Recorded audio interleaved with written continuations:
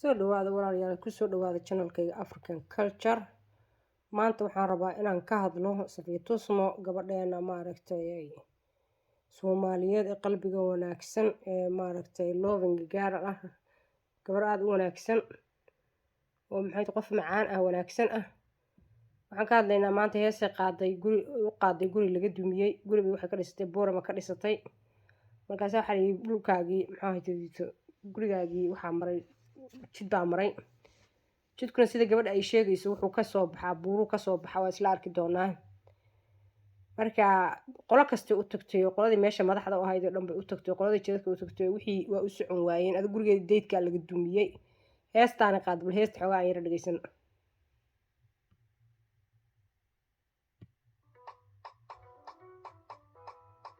waa cataw hees ah waxa weeye waa cataabaysa yani dhibti loo geystay ka hadlaysa.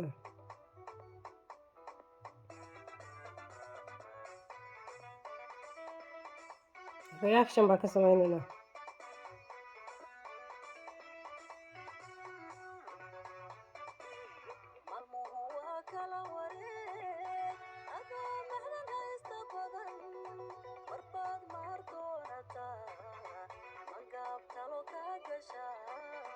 maalmuhu waa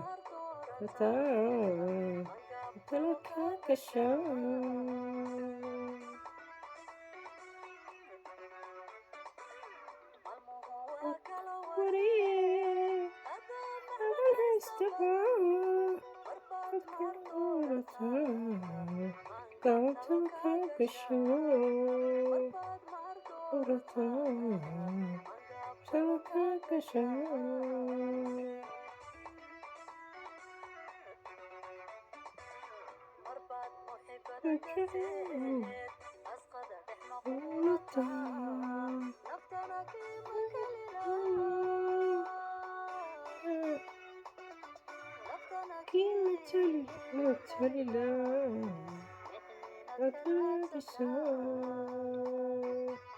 نفتنا كي مثل لا يعني waxa weey dawladdu ku matali lahayd iyo dadku ku matali lahayd madaxda ku matalaysa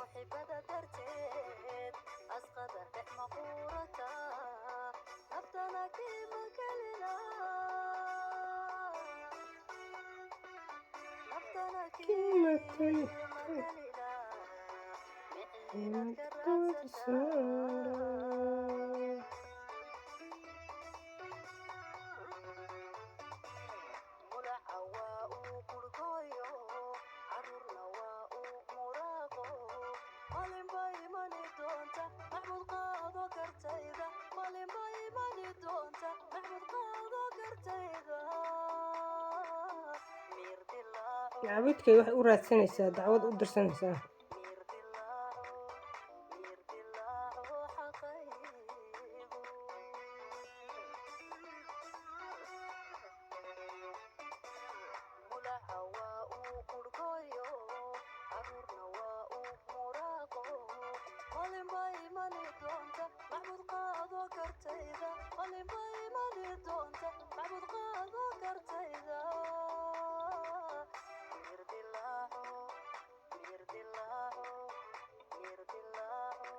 dumarka xoolahooda in loo daayo dhibta ay ku soo shaqeeyeen iyo dadkoo dhanba yani ma jidad inta jirka maarta guryaha la iska mariyo waxa Soomaalidu ku soo heshay ilaahayba gurigan ay dhisanayaan.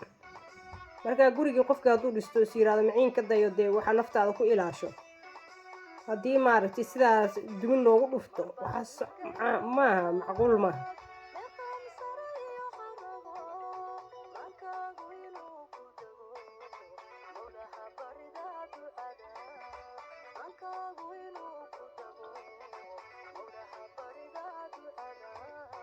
يعني dhibtu markay ku dhamaato oo cidna weydid ka caawiyo weyd wax ka dhageysta weyd oo dhibti lagu sameeyo marka waa iska ducaysanaysaa si aad qalbiga u dejisid.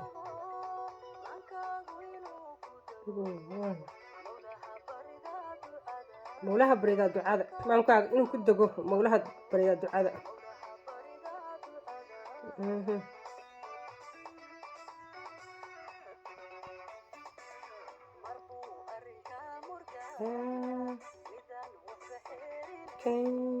ninaan qofna kuu naxaynin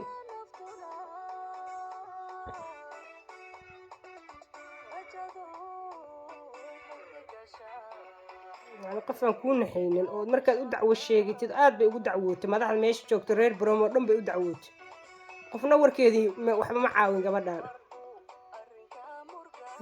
marba arrin kaamurga inaan waxba xiirinayn intaasaan ku ekaysiinaynaa laagta iyo shaarta iyo follow me